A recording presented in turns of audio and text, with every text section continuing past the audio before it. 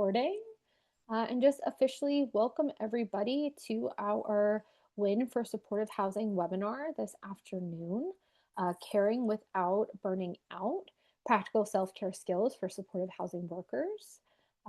As you all are very intimately aware, 'tis the season, right? And with the season, the holiday season coming in, the end of the year, it is an especially busy time for folks. Um, Aminta, if you are in an office with other people, it could be why there's an echo. I see that there are a couple of people logged in under your name. So I'm assuming you might be meeting with coworkers, but that could be why there's an echo if you're in a room with multiple people listening to the webinar. Um, so yeah, it tis the season. It's the holiday season. It's the end of the year. It's a challenging time. So I we'd like to close out the year here and in our Win for Supportive Housing webinars by talking a little bit about self care. I do. I just increased my volume. I'm not sure if that helps. But I do want to say that coming into the new year, there will be some more self-care related webinars coming out by us over here at Rutgers. So just be on the lookout for those. Um, so I just want to, because I do see some things in the chat around volume. So my volume is all the way up. If you can't hear me, I would recommend looking into your settings on your computer, only because it doesn't seem like it's an issue on my end because other people can hear me clearly. So it might be something happening at your computer at your location. Just wanting to put that out there for folks. So we're going to keep it moving, and I just want to again welcome everybody. Today's webinar is hosted by DBHR through the Washington State Healthcare Authority. This is an interactive training, and we encourage you to ask questions and participate throughout the session. The slides, as well as a link to the recording of this webinar, will be given to you. So the recording is going to be uploaded onto YouTube. And I am going to just put in the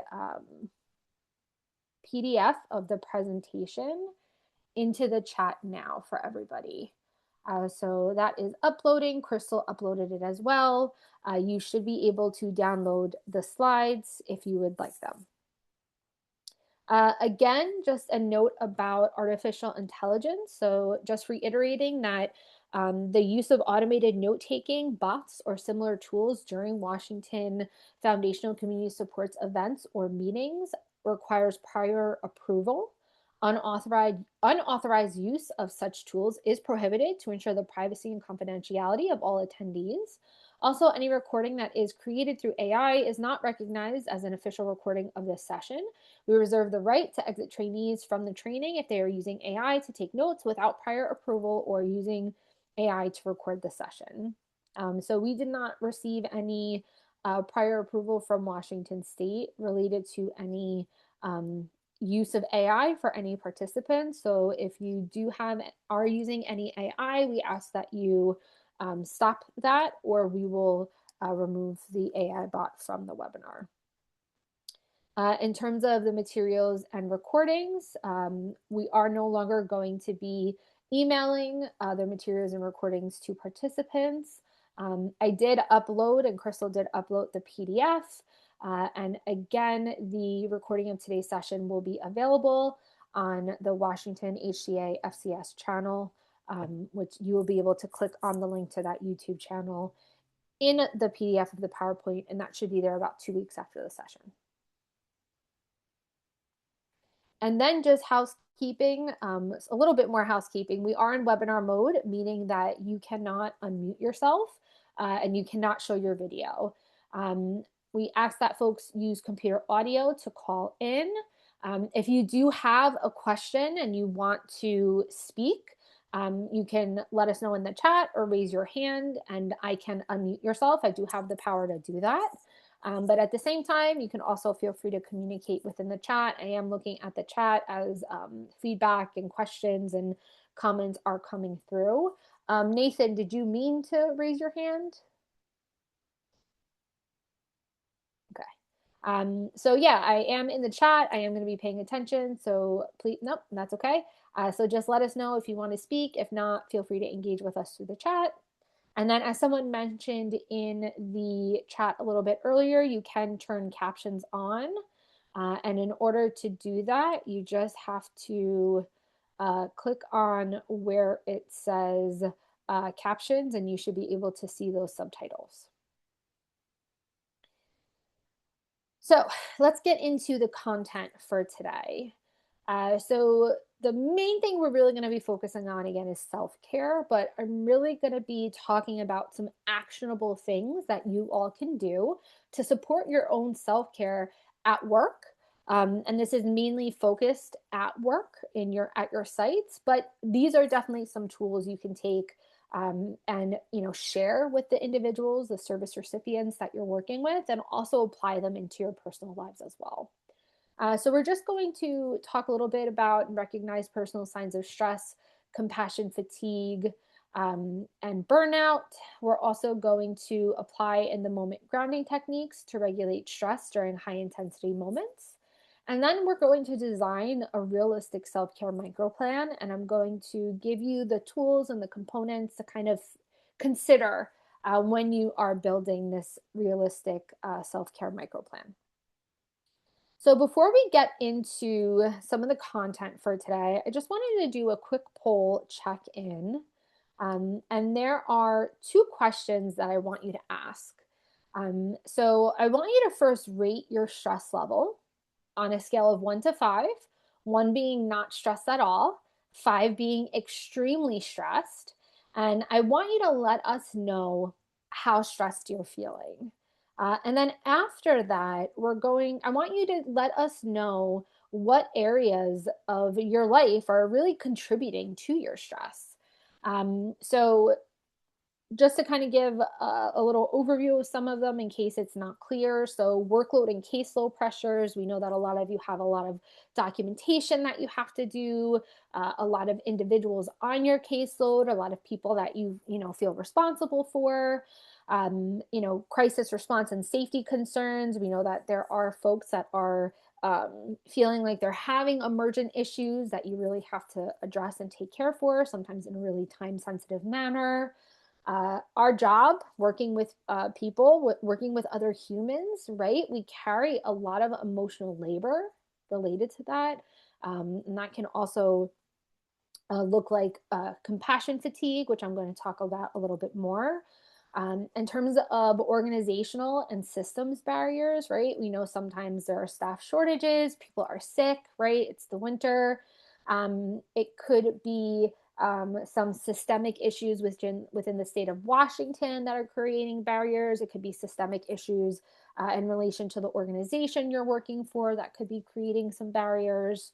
In terms of role ambiguity and expectations, right? We know that you have to wear a lot of hats, right? That's a phrase that I've been hearing related to working in supportive housing for a very long time, right? You all wear so many hats, but that can really contribute to some role ambiguity because it could be unclear what your main role is or what other roles you have to shift to, as well as what some of those responsibilities are. And then there's just, interpersonal stress with your teammates and maybe people at work. Maybe not feeling safe at your work environment. And then finally, your personal life, right? It's really difficult to, leave things at the door, right? If you've had a really difficult day at work, it's hard to leave that at work sometimes. And then if you're dealing with something personally, it's also often hard not to have that carry over into your work, right? So those are all things that could be potentially contributing to stress. Crystal, if you don't mind uploading the PDF into Box and maybe sharing a Box link, because it looks like some people are not um, able to download the presentation, and that might be easier than us having to email people. Um, I don't have access to anybody's emails unless you give it. So it might be easier for us to go about it this way. So Q, you're giving some feedback, and it looks like we still have a couple of people that could answer the poll. Um, and yes, it's the if you don't have Box, you don't need to have Box to download the presentation. So Q, you said our cold weather shelter is dangerously short staffed. So I'm currently doing double shifts every week night that it's open during the week. You go straight from my case management role into PSH to emergency weather shelter staff. Wow. And multiple coworkers are doing that just to, make sure the shelter is open. So first and foremost, thank you and your coworkers for um, making that sacrifice in order to do that. But I can also understand how incredibly frustrating it is that you're being put in a position to have to do that. And I'm going to close the poll and share the results so we can see how everybody's doing. And again, thank you, Q, for sharing. So it seems like a majority of people are kind of in that 3 area, kind of in that neutral, maybe more middle area of stress. But I will say we have more people that are maybe somewhat stressed, and a good amount of people who are extremely stressed, right? So there's definitely a trend there going upwards in terms of people feeling stressed. And then in terms of the areas contributing to stress, it seems like there's a tie between personal life stressors and then workload and caseload pressures. And then coming in second, we have organizational and systems barriers, and then time pressure and scheduling challenges, right? And I really want to take a second to acknowledge those personal life stressors. Because again, as much as we want to be able to leave some of these things at the door, we can't, right? If your family member or your kid is sick and you're at work and you have to leave early, but you can't leave early because there's a crisis, or maybe you have your own financial stresses or difficulties. Maybe you're working more than one job or having to do overtime, and now that's impacting your ability to be with friends and family, right? There's so much overlap, and I don't want to talk about self-care just in the context of work. I do want to also broaden that context a little bit and really think about those other layers of our lives, right? Because we're all human. We all have human experiences. We all have human related things we're dealing with. And we can't always just leave it at the door. So thank you all for letting us know how you're doing and kind of checking in with us. And I'm hoping and I'm hopeful that by the end of this, you might have some suggestions. You might have some other things to think about that can support you in helping you to really reduce some of the stress you're experiencing. So, why this training matters? So, first and foremost, we want to let you all know that you're not alone in this. There are 112 of you on this webinar that work in supportive housing, that work in the mental health system in New Jersey. So, you have 112 and 114, if you want to count Crystal and I, people who are here to support you today. And you all out in the field working, you know what it's like, and you all can be supports for each other. We also want to acknowledge that your emotional labor is real. It is a heavy weight often to carry. The emotional trauma and the emotional the residual emotional difficulties from the people that we're working with, right? And yeah, I use that word very intentionally. I know we think about um emotional labor in the context of like personal relationships sometimes. Um, and as I was kind of putting this presentation together, I actually never thought about what you all are doing as emotional labor, not especially not when I was working in the field. I did not think of it as that, but it is, right?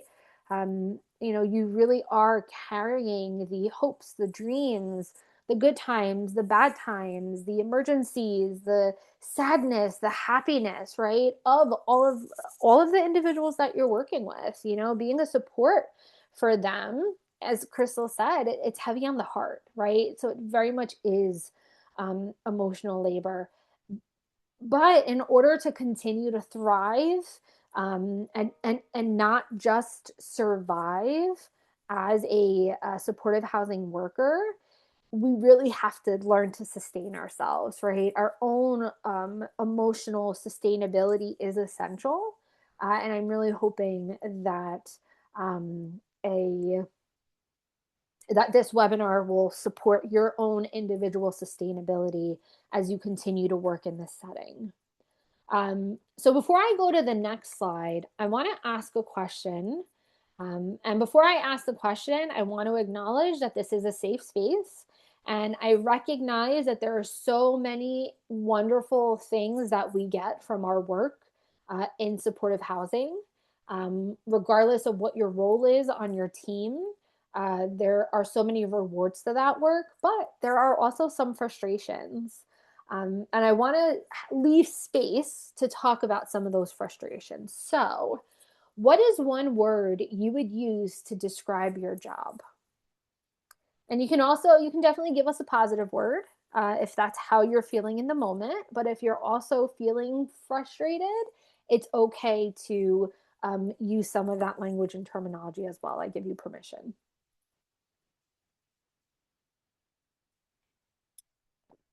Okay. We're getting some good adjectives here. Busy, a lot of busy, taxing, rewarding, overwhelming, pressure, heavy. Yes, fulfilling, but also difficult, uncertain, charged, heavy, unpredictable, variable, ever changing, complicated, stressful. Nathan, that's heavy, a heavy word to use. Futile, demoralizing, but also very fulfilling, but also very complicated and emotionally draining and chaotic. Multifaceted. Yes, there are so many layers to your job. Emotionally distressing but fulfilling. And here's the other thing I want to say. Two things, or not even just two things, many things are going to be true in the context of this conversation, right? You all find, I'm getting the sense you do find your jobs to be very rewarding and fulfilling, but it is also okay to acknowledge that frustration and the chaos, and the feeling of overwhelm and the overstimulation and the challenges, right? It's also okay to feel that way.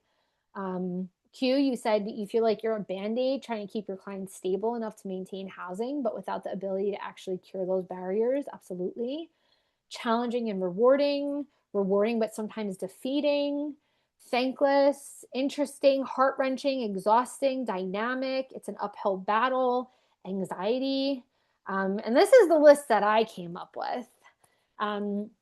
Yeah, sometimes you feel like a babysitter. When I first started working in supportive housing, I often felt like a taxi driver, which would now really be, this was like 10 years ago. So Uber wasn't really around yet, but now I would probably feel like an Uber driver. Because there's a lot of transportation happening. But yeah, demanding, exhausting, draining. Somebody said chaotic, complex, intense, challenging, overwhelming. And obviously some days feel a little bit better than other days, right? But we are getting into that time of season, and let me know if you disagree with this, but I always genuinely felt that once the holiday season started occurring, like once November kind of started, that's when I feel like we would get more busy. A lot of people would start experiencing more symptoms because they would start experiencing some symptoms related to seasonal depression. We had folks who were maybe feeling more down because of the holidays, because they didn't have family or because they were estranged from family and friends. And they felt much more lonely in the winter. So this was always definitely a busier time for us out here in New Jersey. Q, you said, yeah, every single year you have a few clients decompensate around the holidays. Um, Diana, uh, staff call your building junior high. We have a population of older adults who eat food that is bad for them, stay up all night playing video games, and never clean up. It sounds like those folks are trying to maybe relive a time that was lost for them. I wonder if they ever got to have that kind of junior high experience where they got to be like a young adult teenager. It sounds like my stepson, who's in his 20s, because that's similar habits. But yeah, I wonder why that is for those people, Diana. Um, but it's difficult, and we want to support and we do support, but it is it can feel challenging, right? It can very much feel heavy. And it's important for us as practitioners, as service providers, to be mindful of how our work is affecting us, because stress, compassion, fatigue, and burnout are things that can negatively affect our ability to provide services to the folks we're working with, right? So when we're thinking about stress, we're thinking about that kind of short term overwhelm we're feeling. But if that stress goes beyond that short term, that's when we can kind of experience that burnout, right? That's when we're really experiencing that chronic exhaustion, that cynicism, that reduced effectiveness, that depersonalization, that diminished self efficacy, and that feeling of reduced personal accomplishment, right?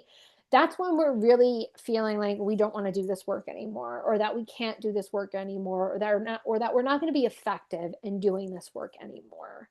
And that can often coincide with this idea of compassion fatigue, which is that emotional exhaustion from the job that leads to loss of empathy for clients, coworkers, and others. And we want to stop um, that stress and burnout before it gets that compassion fatigue, because that compassion fatigue can be really, really damaging for individuals. I know we talked about compassion fatigue last year when I did this webinar, and I remember, or maybe it was the year before when we talked about kind of stress and self-care. But I remember somebody talking about how they actually had to leave the field. The burnout and the compassion fatigue was so debilitating for them that they actually had to transition into a different line of work and kind of take a break from this field, from the mental health field, because it was so much negatively impacting their ability to do their job. So we want to be mindful of these things, and we really want to think about how to stop the burnout and the compassion fatigue before it happens. And that's where I'm hoping that some of these tools I'm going to give you are going to be able to help you do that. So in terms of early warning signs, um, pay attention to your physical symptoms, right? So when you're feeling a lot of tension, and if you feel comfortable sharing this in the chat, please feel free to do so. But are you experiencing any of these things, or have you been experiencing any of these physical, emotional, or behavioral warning signs? So tension, physical tension in your body, headaches, feeling a lot of fatigue. In terms of emotional warning signs, irritability, numbness related to work, behavioral withdrawal, not wanting to maybe go to work, taking a lot of time off, or maybe calling in sick because you need like a mental health day, but it's happening a lot. And then mistakes. So really feeling like, maybe you're not as focused when you're writing your documentation. Um, so Jeffrey, you said fatigue, mistakes, irritability, and tension. Q, you've had really bad compassion fatigue before. It's horrible. It made taking care of my wife. She has severe and poorly controlled schizophrenia, and it was truly HE double hockey sticks. I could feel guilty. I could feel guilt for my behavior, but I couldn't empathize with her at all. I had to take a full 3 months of FMLA to really recover. Yeah. And so, again, acknowledging the additional layer of being a caregiver, right? Being a caregiver for somebody, whether that be because of their mental health or physical health, that takes a huge toll on anybody. But the after effects, right? And I appreciate you so much for sharing this, Q, right? But you had to take a full 3 months of FMLA to really recover, because the impact on that experience um, was profound. Um, Kaya or Kia, I apologize if I'm saying your name incorrectly. You find yourself not wanting to engage with peers because you feel like you're just over it some days. Yeah. Tension, having a really hard time sleeping. Um, whether that be because you just like are too overstimulated to kind of shut your brain down, or maybe you're having those racing thoughts at night of like, I got to do this tomorrow and I got to do this, and this person has an appointment and this person has to get someplace else. Thinking about work when you first wake up, which I will say, Heidi, not a great way to start your day. I firmly believe that if you are thinking about work if work is the first thing you think of when you wake up, that is already not a great start to the day. Because I know for me personally, when I wake up, I want my water, I want my tea, I want to think about the weather. Hopefully there's some sunshine. I don't want to think about the million things I have to do for the day, right? Um, uh, where was I? Oh, Heidi. Okay. Lisa, irritability, tension, fatigue, chronic sleep issues, feeling tapped out in all aspects. Shara, anxiety on Sundays. I believe it is referred to as Sunday scaries. That is what I've heard the youth call it, the Sunday scaries. In addition to tension and irritability. Stephanie, you get very irritable with your kids and have had times that you joke awake thinking you're late for work or missed on-call phone calls. Oh my gosh, Stephanie, I on call, the trauma, the physical reaction I just had in my own body to hearing to reading what you said, I should say, because yes, that panic that you're missing an on-call phone call is so detrimental. Yes, so I identify with that, Stephanie. I hear you on that. Um, Dreaming about work, yeah, at times it can all hit you with the weather changing or all the driving and paperwork. It can feel like it is never ending. So I don't know if this is, I want to ask, this is definitely happening in New Jersey, but is it happening in Washington that there's just so much more traffic? I don't know what it is about New Jersey during this time of the year. I don't know if it just feels, and we all kind of have this idea in our head that the traffic is worse in New Jersey, but I'm telling you, November 1st, there's just so many more people on the road. There's just so much more traffic. And it was terrible working in the community trying to get from place to place because I often had to add like an extra 10 minutes onto drives because I had to account for that extra traffic. It was ridiculous. Feeling withdrawn. Usually I would be burnt out by Friday and ready for the weekend to decompress. And now I am burnt out by Tuesday. Uh, uh, think about that feeling of dread, anger. The Sunday scares are real. Those feelings are informative. Absolutely. Thank you, Dr. Sosha. Um, okay, we're getting to yeses around traffic. Traffic is awful, but seems worse now. Washington traffic gets worse whenever it rains. That's also something that happens here. And yeah, more employers wanting people in the office, the flooding. I heard that some parts of Washington had like a Godzilla rainstorm, which I could not believe it was being referred to as that.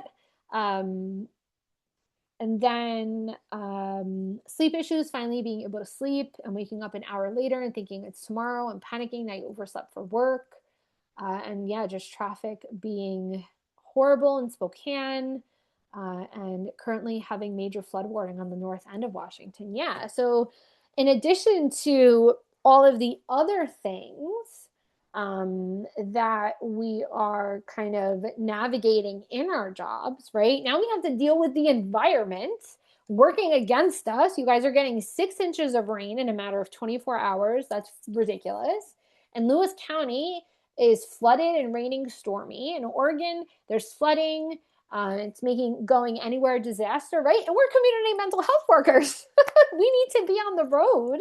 And how can we be on the road if it doesn't even really sound like it's safe to be on the road, right? So many factors that are impacting our stress and just kind of really adding on to it. And then, yeah, rain plus snow and ice will be coming in eastern Washington, right? We're going into the winter, and it's unfortunately not going to get any sunnier anytime soon or any warmer anytime soon. So I want to give everyone a visual here of stress and kind of what like a stress cycle might look like. Um, so the way that I like to kind of visualize stress is typical day-to-day stuff. We all have our tolerance for handling stress, right? Everybody has a tolerance. Everybody's tolerance is a little bit different.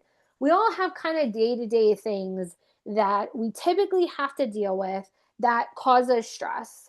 And I like to think of that as being kind of in the green zone, right? It's when we have those extra things that are kind of happening now, and we can use the weather here as an example, this extreme flooding, trees falling down, all these things, right? Those are sort of out of the ordinary, we'll say, because this sounds like some extreme weather. And that is something that could really put us in the yellow, right? So we're out of the green, we're out of that area where we're typically able to navigate and manage our feelings of stress. And now we're in this place where we're kind of in the yellow.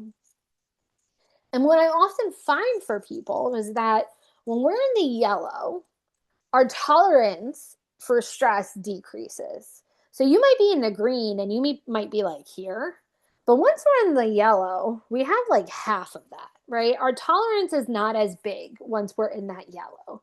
So now, as more things get piled on, we are able to get into that red very, very quickly. And once we're in the red, it's too much, right? That's when we're really feeling overwhelmed to give up. You got to go home for the day. You got to take a nap. Like, we're done, right? So if we're visualizing this at work, right? Crisis one happens. And I wanted to be realistic and show like a really bad day because we have 5 crises happening either in the day, over a course of a couple of days, maybe over a week, however you want to look at this, right? But you have crisis one happen, and we have this stress response, and you can see we're still in the green here. We're still in the green. But then another crisis happens, and we're having a stress response, and you could see this green is now shifting from green into like this yellow. So now we're having another crisis, and now we're still in the yellow, and maybe we're managing this, but something else happens, and now we're getting into that red. And then we have another crisis, and now we are just fully fledged, fully on into the red. And the day is not just going to magically bring us back down to green overnight, right? We're just going to kind of stay in that red until something changes, right? So when we provide some type of intervention for ourselves, this cycle can shift a little bit. Okay. So again, we still have these 5 crises that are occurring, but I've added in these stress resets. And you might need more than 2. I only added in 2. Depending on the day, depending on the situation, you might need like 5 stress resets. You might need a stress reset after every single crisis, and that's okay. I just wanted to kind of visually demonstrate how that stress might feel differently after that reset. Okay. So again, we have that stress response. We have that crisis and that stress response. We have that other crisis and another stress response. And we can see we're kind of getting into the red here. But now we have the stress reset after crisis 3, and we've brought ourselves back down into the green. So now we have another crisis and we have that stress response. But again, we're doing the stress reset here. And now we are back in the green, right? So it's really important for us. And listen, I know we all talk about this. I know that we all talk about these things. I'm sure this visualization, you're like, Emily, duh. Like, this makes sense, right? But it can be so hard in the moment to do that reset, to think that you need that reset, especially when you have that fast paced job that you all have, right? Supportive housing is like a roller coaster, because you're on this roller coaster ride and things may be fine and you're coasting and then you drop and then you're going up and it's happening really quickly. A lot of things that happen, a lot of crises, a lot of situations are time sensitive, right? So I wanted to give this visual as a reminder to show you that these little stress resets, that little bit of self care that you can incorporate in your day to day or in your hour to hour is something that can really kind of bring you back down from that place where you're in that like yellow red back down into a green where things are feeling more regulated. Does this visual resonate with people? Does it make sense? Is that helpful?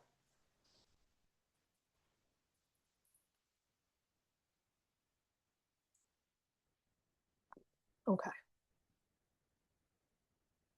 I'm a visual person, so I like to include visuals, but I want to make sure that it's actually helpful. Okay, so let's talk about in the moment stress resets. So when we're thinking about a stress reset, we want to think about using these resets before a crisis happens, during a crisis, or a stressful event, I'll say, or after that stressful event. I will say that oftentimes it's easier to implement a reset after something stressful is happening. But bringing in some mindfulness into this conversation, right? If you can do some of these resets in the moment and kind of during that moment of stress, that is something that could be very helpful, as well as before, right? You might know you're going to have more of a busy day. So it might be more important for you to do certain things to set yourself up for success for the day, and really come into work in a more positive mindset. And then in terms of benefits, right, we're really thinking about that clarity, really being able to be focused on what you're doing at the task at hand, at the person in front of you, and what their needs are. Really being present, and really feeling regulated and not feeling super stressed, anxious, overwhelmed, et cetera, et cetera. So, the first kind of set of skills I wanted to give you are some grounding techniques. And again, I know a lot of you out there are like, Emily, I know how to ground. I know these grounding techniques, and I'm sure you do. But I wanted to give you this slide just to kind of have it in case you need it. Okay. So the quick tactile focus and the auditory awareness reset, these both are kind of broken down and stolen, what I'll say, or kind of enhanced. Yeah, they're kind of taken, I'll say, not stolen. But they're taken from that 5, 4, 3, 2, 1 sensory grounding technique. Okay. So the quick tactile focus really focuses on that touch. And the goal of this is to really interrupt that feeling of anxiety, those racing thoughts, maybe that, shortness of breath that you might be feeling, and really anchor you onto four things that you can feel. Okay. So again, I'm just looking at those four things that you can feel. You can definitely use the whole 5, 4, 3, 2, 1 if you want, if you have the time. But this is really targeted just for really focusing on those four things that you can feel, whether that be the chair, the texture of your shirt, the ring on your finger, the weight on your feet, the weight of your feet on the floor, the coolness of the air on your skin. For me, I have my mason jar, and there's some fruit imprinted on there that has a little bit of a texture to it. And then again, you want to use this when you're really feeling overwhelmed and detached. And what I like about breaking these out um, is it becomes very focused on just that one sense, which I think can be helpful for people. I know for some people, when they do the 5, 4, 3, 2, 1, it kind of like feels a little bit rushed, or at least I've kind of gotten that feedback from people. But at least really just focusing on that one area of sense is something that can um, help you really be present in the moment. In terms of the auditory awareness reset, again, we're kind of shifting our focus by that rumination, or kind of what the noise happening in our head, to what's happening in the external environment. So you're going to identify and name three distinct sounds around you. You could do something that you hear really close to you, something that's a little farther away, and something that's much farther away.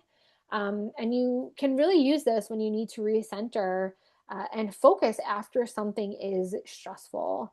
I will say this is probably something that is better to use potentially if you're outside, or if you're kind of in an office building, or like in a store. If you're in the community, I think this is a really great tool to use.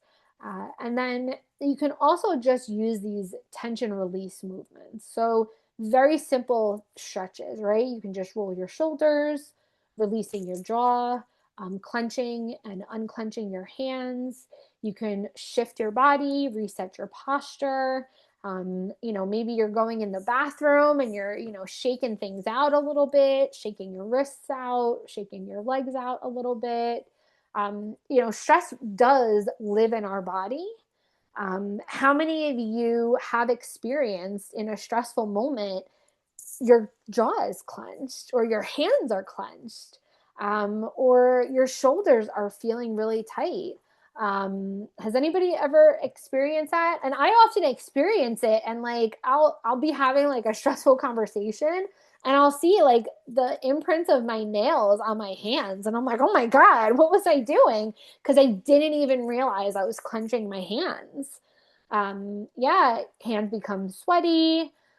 So these are all things that are happening in the moment. We don't even realize, or at least for me, I don't even realize it's happening until I do, and then I'm like, whoa, let's stop that. For you, Jeffrey, feels like your whole core locks up. Nicole, there's an inability to move forward with a task. Brandy, your shoulders feel very tight. Yeah. So even again, just being mindful, right? Being mindful of our body before a stressful situation, maybe during, but definitely after, right? When a crisis happens, just taking note of how your body is feeling and doing a body scan. How does my jaw feel right now in this moment? How do my hands feel in this moment? How do my arms feel? Natalie, not breathing. You got to breathe. We always got to breathe. But yeah, that's something that happens. I've had that happen to me as well, where I'll be just kind of like standing there almost frozen. And I'm like, inhale, Emily, you have to breathe.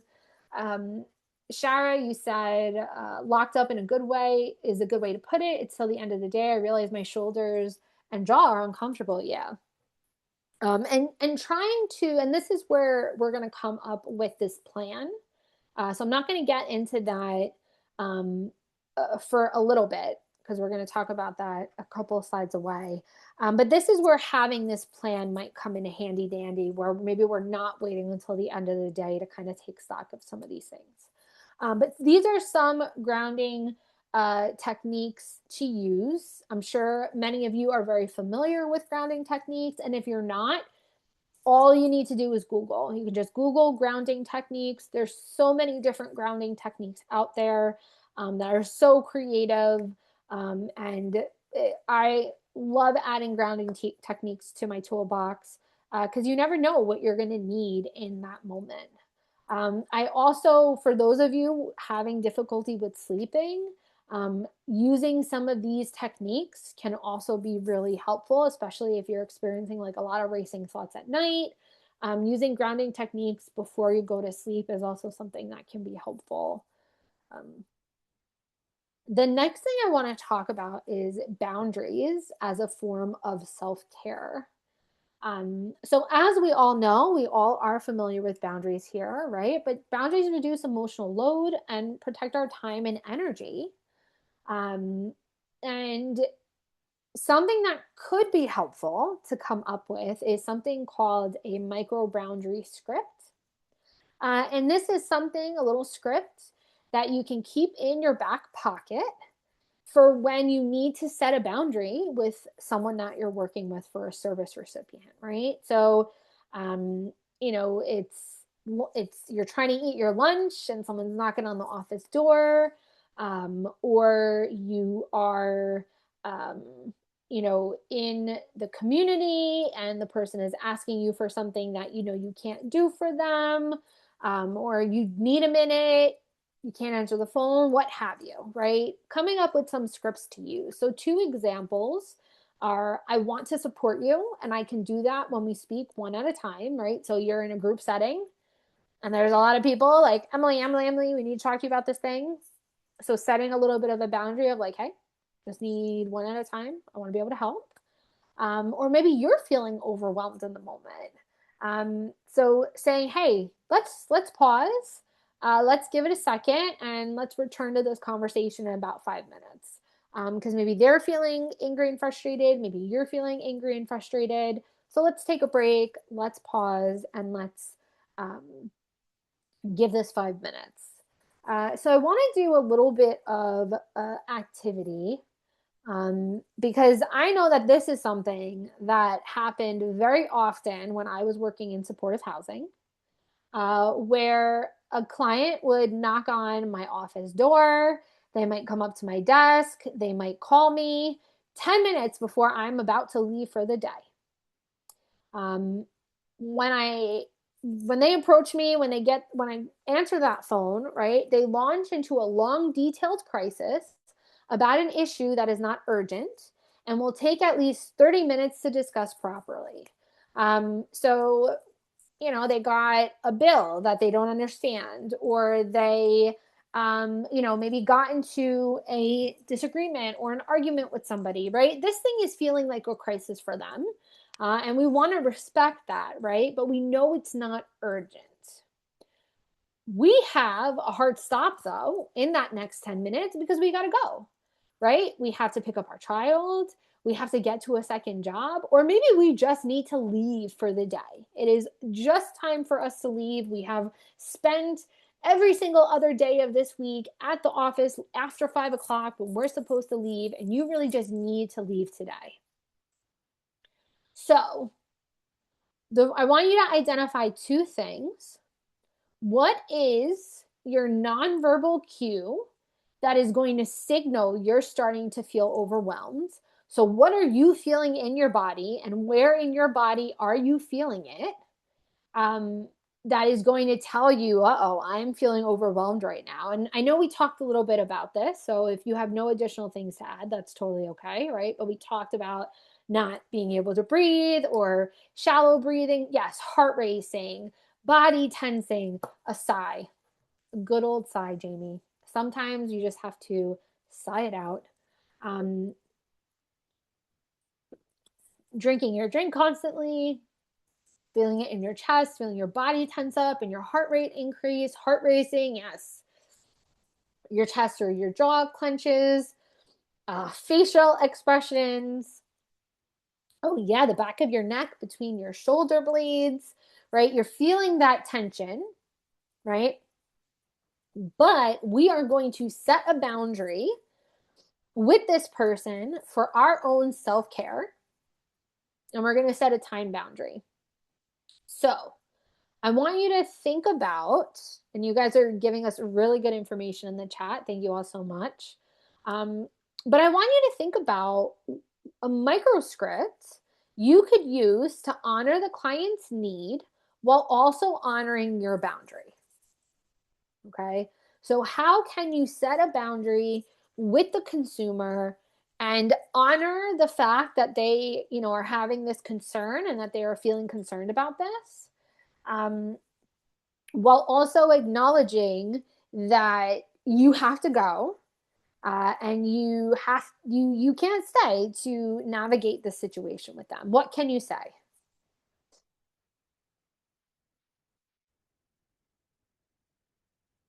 So yeah, Dustin, I love that, right? I want to hear your concern and it's important to me, but I need to leave right now. So let's discuss this tomorrow at X, Y, and Z time.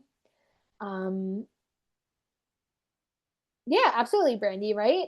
Let's schedule an appointment tomorrow so we have enough time to deal with this because I'm about to leave for the day. I definitely want to address this, but it sounds like we won't have time to get into it properly before I have to leave.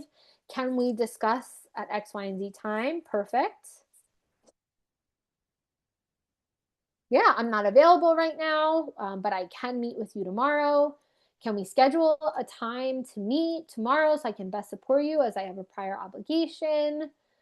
This is stressing you out and you want to address it as soon as possible. I love that validation. Are you available tomorrow at blank to go through this? Absolutely. I want to give you the focus and attention that is needed, but I have to leave.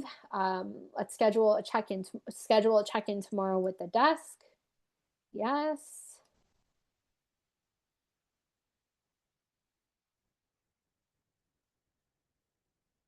Unfortunately, I don't have time today, but I will be available tomorrow at so and so time to meet with you.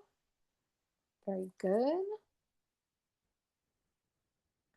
And yeah, I came up with something similar. Um, I hear this is important and I want to give it my full attention. Since I have to leave in 10 minutes, I can set up a 30-minute meeting with you first thing tomorrow at 9 a.m. How does that work for you? Yeah.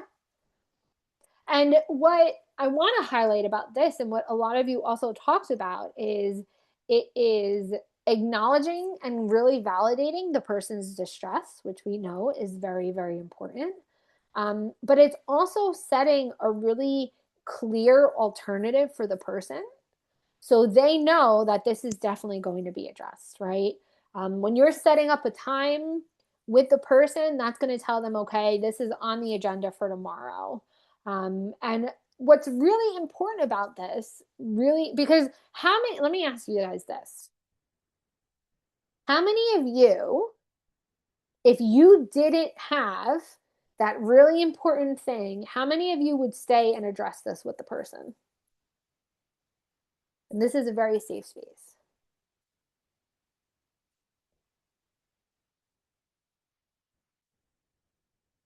Yeah. Right. Right. So even though you're supposed to leave in 10 minutes, a lot of us would still show up and stay and meet with the person, right? And yeah, absolutely, right? If it's an emergency, you got to call 911. Um, and yeah, absolutely, it would kind of depend on the outside context, right? But sometimes, and I bring this up because it's just as important for us to be able to protect our time so that we're not overextending ourselves and we can actually show up fresh tomorrow.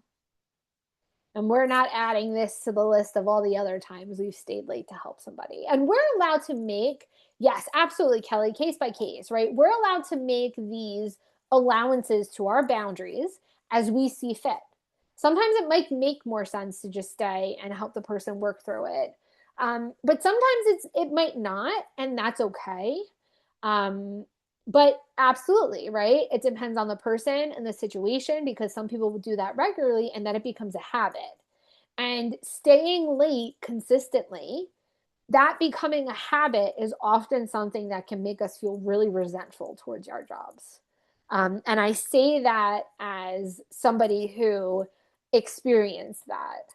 Um, so it's also really important for us to be mindful that even if we don't have that hard stop, it's also okay for us to say, I have to leave in 10 minutes. You don't have to have a really important reason to leave other than I just need to go home because it's 5 o'clock and it's time for me to end for the day.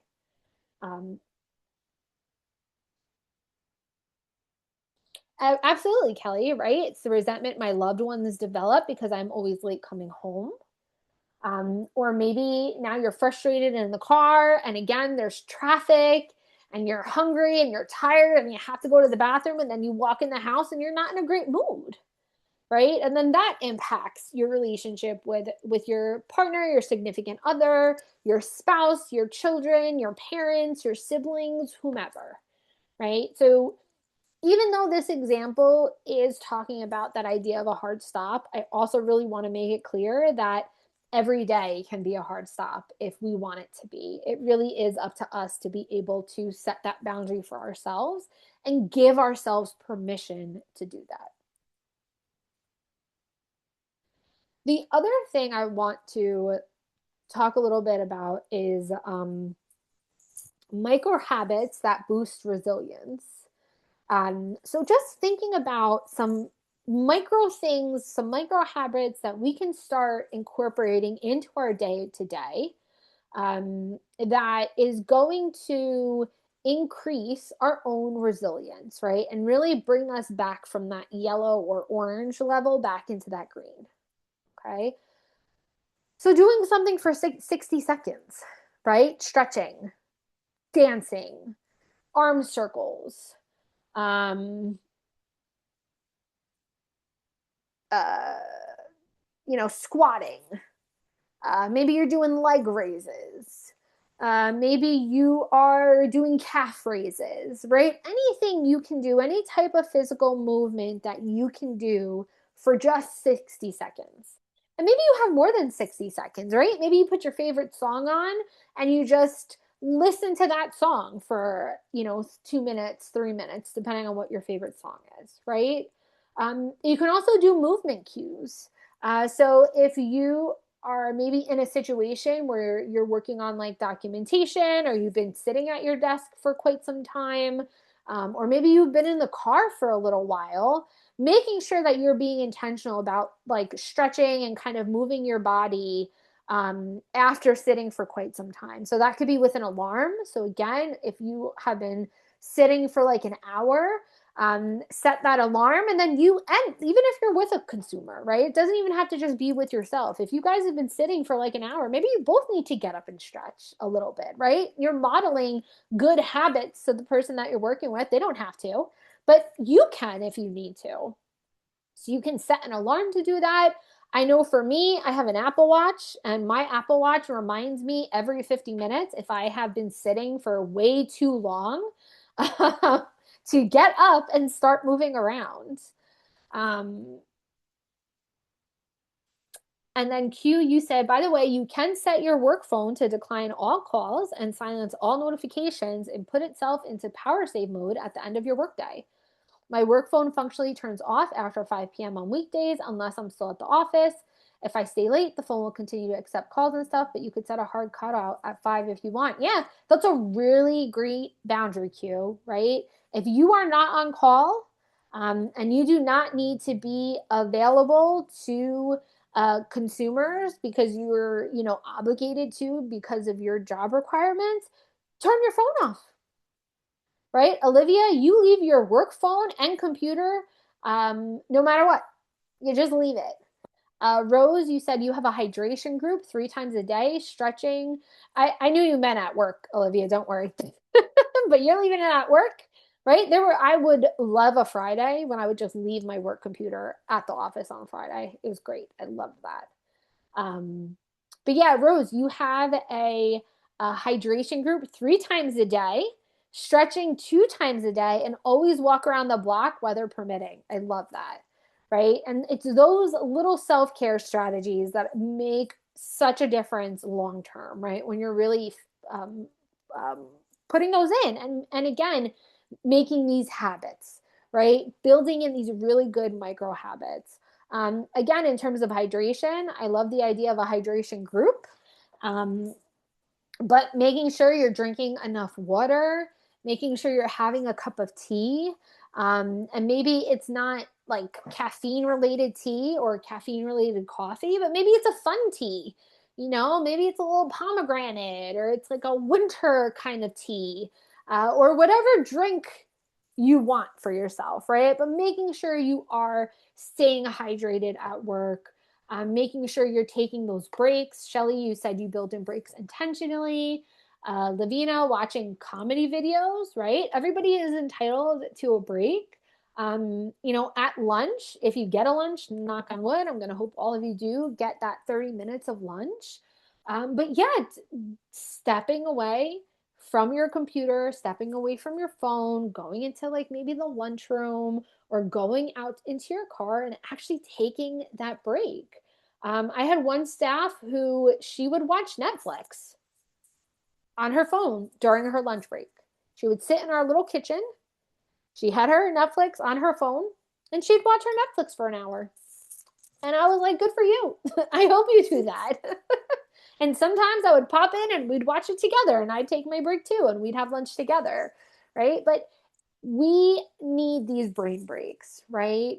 As Crystal said, she loves an intentional slowdown, just being for a bit or focusing on one thing at a time. Um, and again, I also say that just acknowledging how fast paced supportive housing can be. We're often on the move, on the go, in the community, all over the place. So when you have the opportunity to take a break, um, doing so, really, really doing so, taking it slow when you can, and then light exposure. I love the idea of going outside, even though I know it's cold. That nice, cold, fresh air can often feel really good for our bodies, for our minds. When it's sunny out, I know you in the Pacific Northwest are dealing with a lot of rain and cloudiness right now, but when the sun comes out, really using it when you can.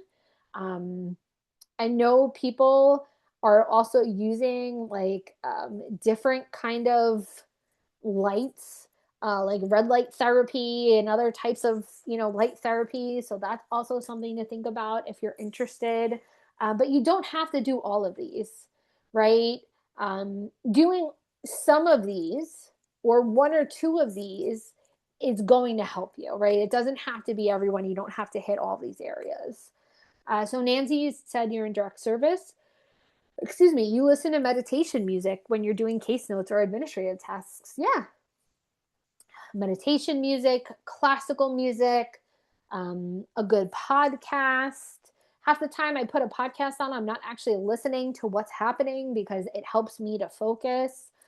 So, really trying to incorporate these things into your day to day. And that's where we come to this idea of a personal micro plan for self care. I love that, Rose, listening to The Simpsons while doing data entry. Um, and yep, a nice breathing technique, breathing in for 4, holding for 6, and breathing out for 8 is something that can really help to slow your body and mind down.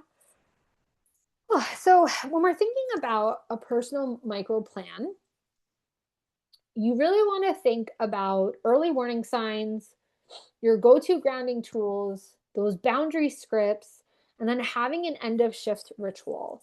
How many of you here are familiar with a wellness and recovery action plan?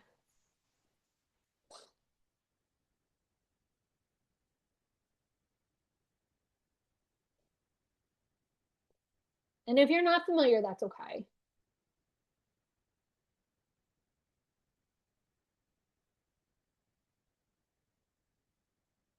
So, a wellness and recovery action plan is something that it's an intervention for uh, service recipients, and yes, a RAP plan. And Crystal, if you could put the link for that in the chat, just for if people are interested.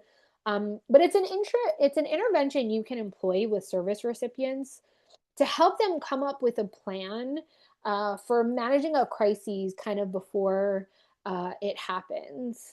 And yeah, it could be something that goes along with mental health first aid training.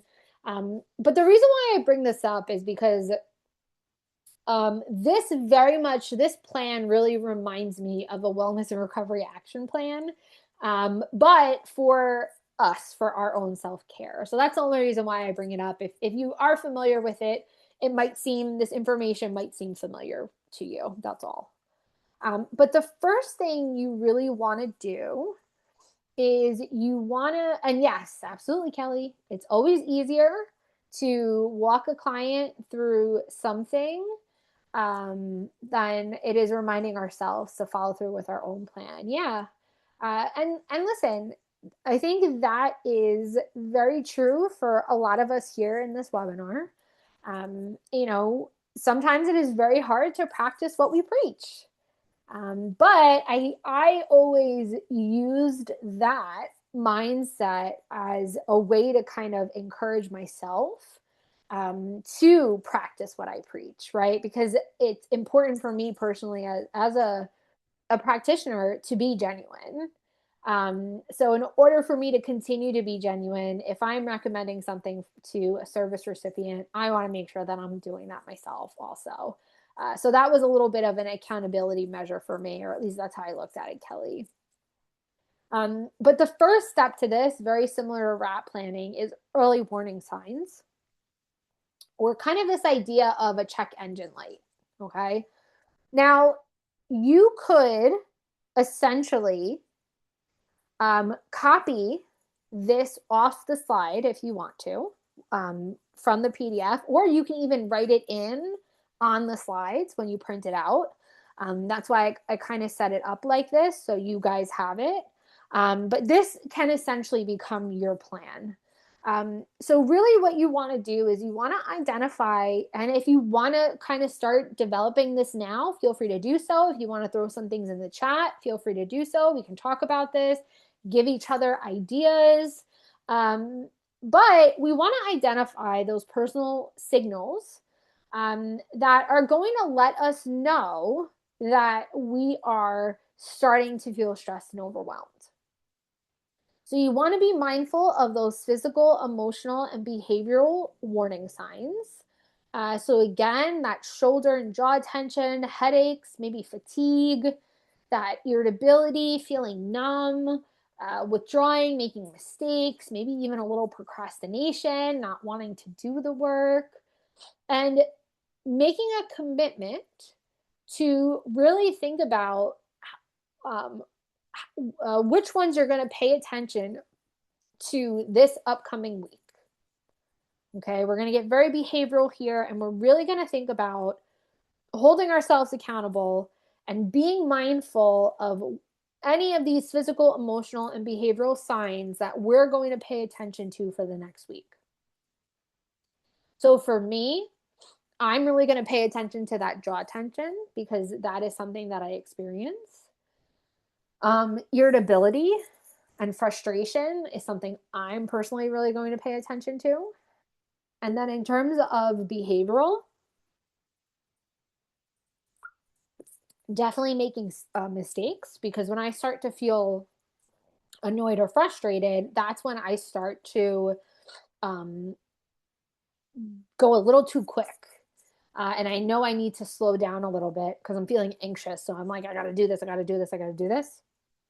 So for me, I'm really going to pay attention to not making mistakes because I know if I'm making a lot of mistakes, then my mind is not present in the work that I'm doing.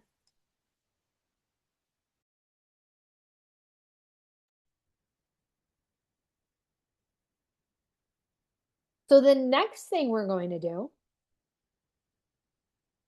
is we're going to choose 2 quick grounding techniques that we're going to commit to practice before, during, or after a high intensity moment in order to interrupt our stress and bring us back to clarity. Okay. So I have on here that quick tactile focus. I also have that auditory awareness reset. We have some of those tension release micro movements.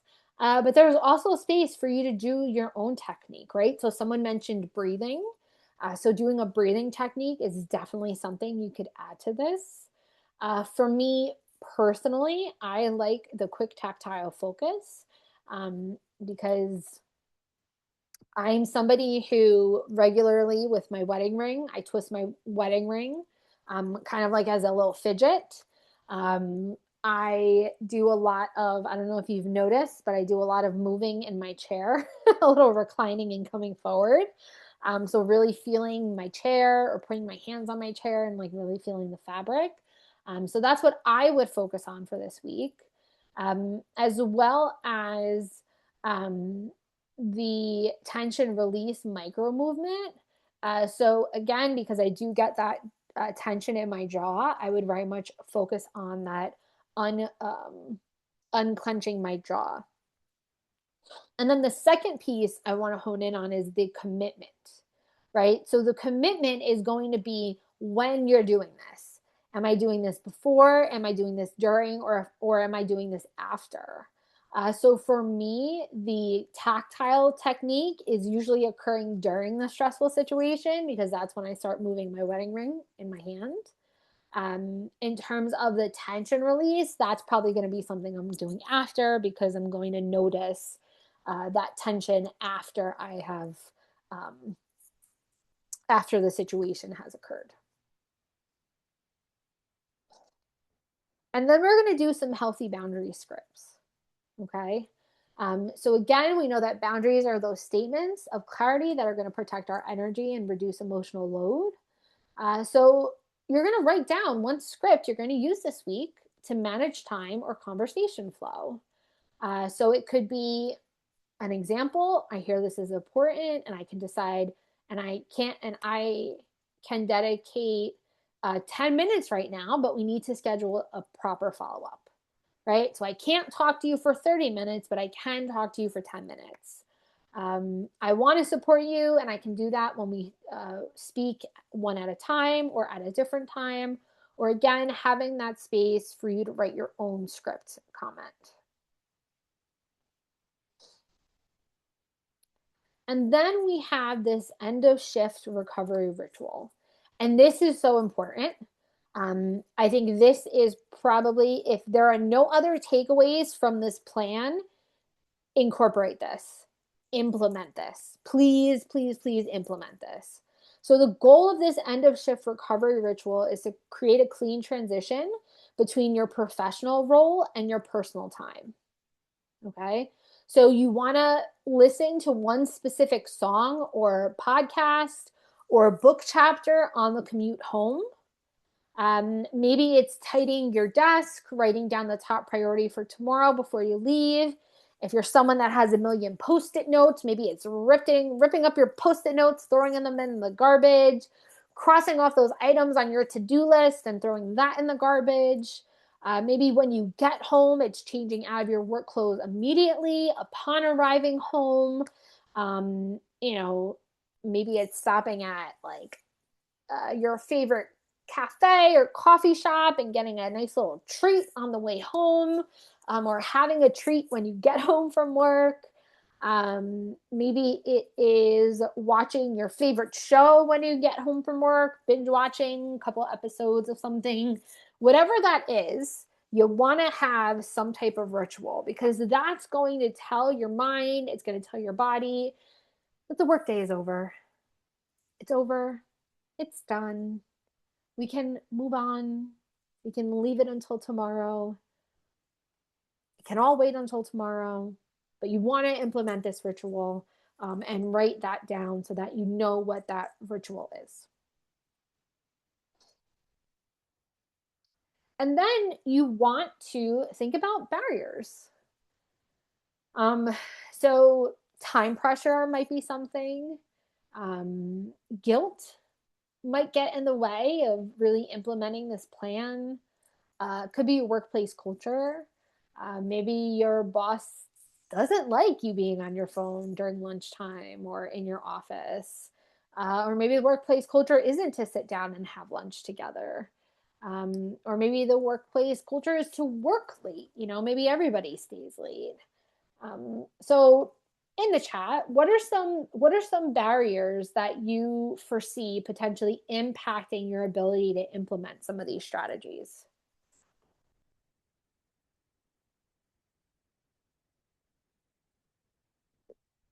And this is a safe place again.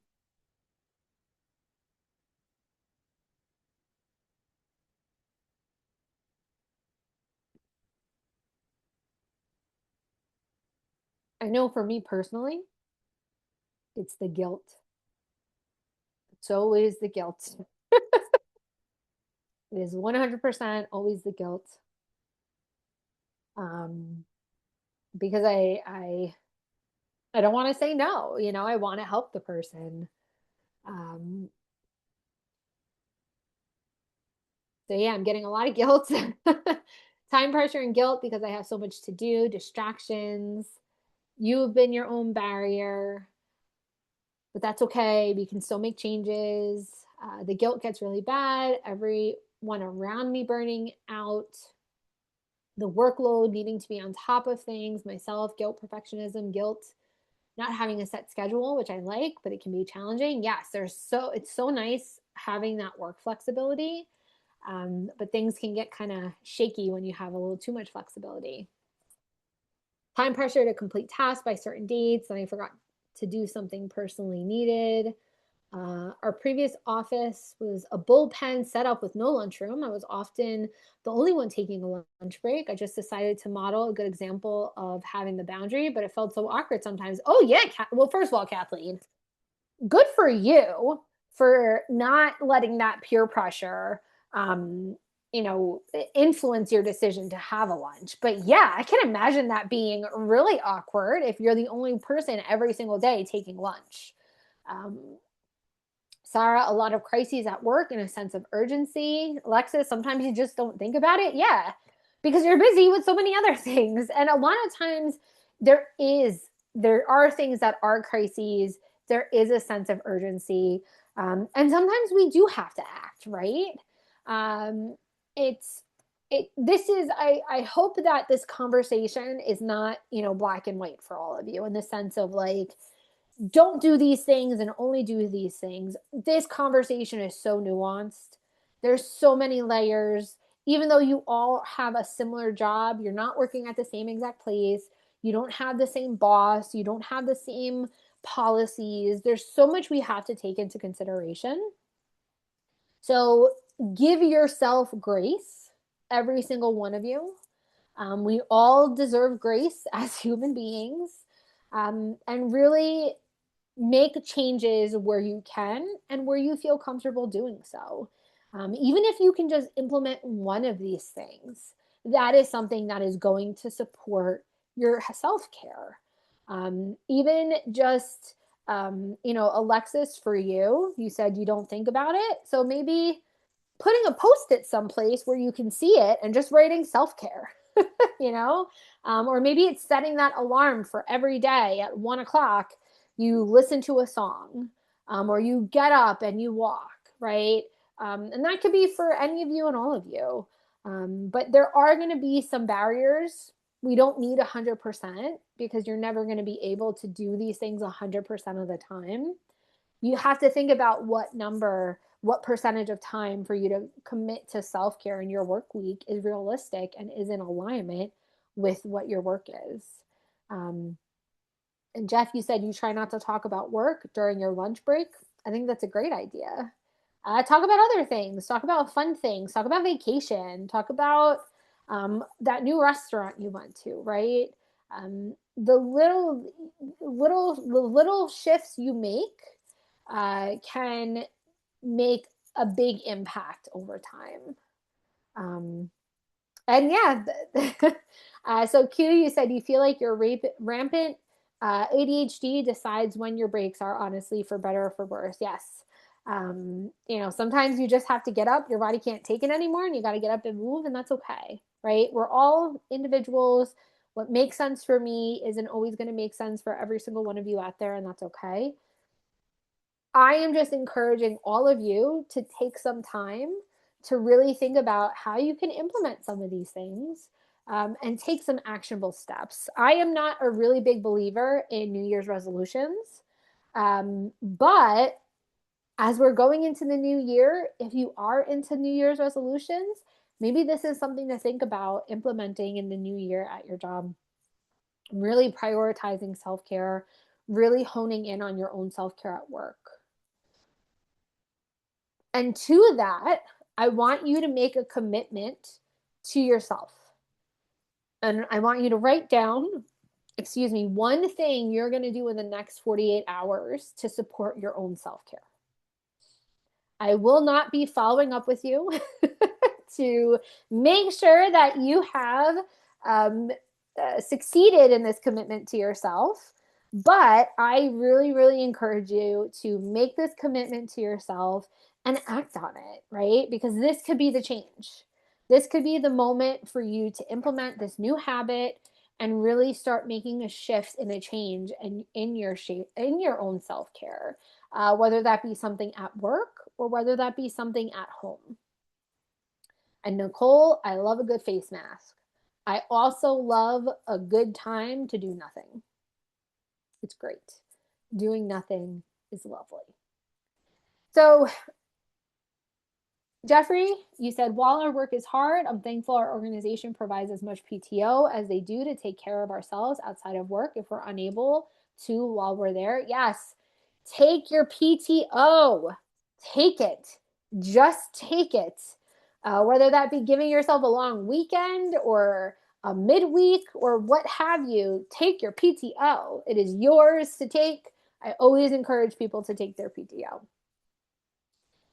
So that is all I have for you today in terms of content. I do hope that the information was helpful. Definitely take a look at these self-care plans. I think it is something that you can hopefully implement, fingers crossed. We do have our evaluation. We do have the QR code, but I'm also going to put the link in the chat for the eval. I'm also going to reshare the PowerPoint. Hold on a second. Here we go.